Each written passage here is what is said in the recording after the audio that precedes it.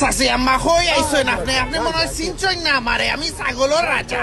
আমার এলাকাত আইছেন আপনি, আগলোস আপনি বাড়িয়ে লগাই ইবাই দিয়া টই না যান, ইবাই দিয়া টই না যান। আরে গো চাচি আম্মা ফুটকি ফাটাইলি মোক কিন্তু।